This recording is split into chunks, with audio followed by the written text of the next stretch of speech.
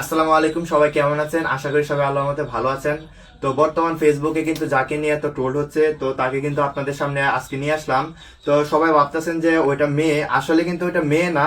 কিন্তু মানে যে কাজটা করা হয়েছে সেটা আসলে অনেক বড় ধরনের একটা ভুল করছি আমি, তো ওইটার বিষয়ে পরে বলতেছি। তো দেখুন, ওই কিন্তু একটা ছেলে। তো আমি এই যে নগদ দেখেন আপনাদের সামনে যে ব্যাগটা কিন্তু ছিল, তো এই যে দেখুন, আমি এটা খুলতেছি, দেখেন আপনারা ভালো করে দেখতে পারবেন যে ওই ছেলে না মেয়ে। ঠিক আছে, আপনাদের সামনে নগদ প্রমাণ দিচ্ছি আমি। বিলকুল, এই যে দেখুন, ওই কিন্তু ছেলে। আর এটা খুলো, এটা খুলো, এই দেখুন।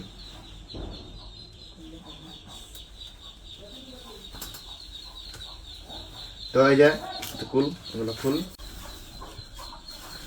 তো গাইস, এই যে আপনারা দেখতে পাচ্ছেন, ওই কিন্তু একটা ছেলে। তো কিছু বল।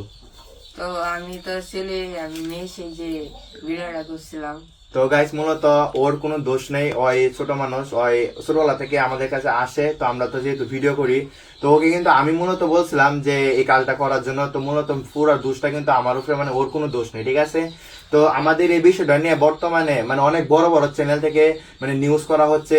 মানে অনেক বড় বড়, কি বলবো, পুরো বাংলাদেশে ছড়াই গেছে এই বিষয়টা নিয়ে, যে ওইটা একটা ছেলে ছিল, মেয়ে ছিল, ওকে আমরা মানে ওপেনলি কোনো করছি।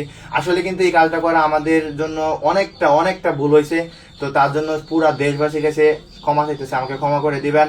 আর ছোট ভাই হিসাবে সবার কাছে ক্ষমা চাইতেছে, আমাকে মাফ করে দিবেন। আমি নেক্সট টাইমে আর কখনো আমার জীবনে এইরকম টাইপের কোনো ভিডিও করব না, আপনারা আশা করি পাইবেন না। তো অতটুক বিশ্বাস আমার প্রতি রাখতে পারেন, আমি কখনো আর এরকম টাইপের ভিডিও করব না। তো সবার কাছে আমি ক্ষমা চাইতেছি, আমাকে সবাই ক্ষমা করে দিবেন। আর ওই কিন্তু একটা ছেলে ছিল। তো ওইটা নিয়ে কিন্তু পুরা সমালোচনাটা হয়েছে যে একটা মেয়ে এরকমটা হয়েছে, কিন্তু আসলে ছেলে ছিল। আমরা রিলস করার জন্য, ফানি কন্টেন্ট করার জন্য অনেকে অনেক কিছু করেছে, সেটা ভেবে আমরা এরকমটা করছিলাম। আসলে আমরা তো ছোট, তেমন বুঝি না।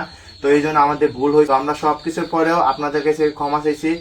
আপনারা আমাদেরকে দয়া করে মাফ করে দেবেন। আর মানে যারা যারা আমাদের এই ভিডিওটা পোস্ট করেছিলেন, মানে সবাইকে এতটুকু অনুরোধ করতেছি, সবাই আশা করি ডিলিট করে দিবেন। কারণ ছোট ভাই হিসেবে আমাকে মাফ করে দেন, আর ভিডিওগুলো ডিলিট করে দেন। ঠিক আছে, তাহলে অনেক ভালো হবে আমার জন্য। যেহেতু ওইটা নিয়ে পুরা বিভ্রান্ত ছড়িয়ে গেছে, আর বড় বড় যে চ্যানেল থেকে মানে নিউজটা ছড়ানো হয়েছে, তো ওইটা সবাইকে, মানে যারা যারা আমাদের ভিডিওটা দেখবেন, আশা করি সবাই এই ভিডিওগুলো ডিলিট করে দিবেন, বাজে মন্তব্যগুলো। আর এই ভিডিওটা সবাই ভাইরাল করে দিবেন, যাতে মানে এটা সত্যিটা প্রকাশ হয়ে যায়। আর সবাই আমাকে মাফ করে দিবেন। নেক্সট টাইম আর কখনো এরকম ভুল আর জীবনে করবো না। সবাই ভালো থাকবেন, সুস্থ থাকবেন। আসসালামু আলাইকুম।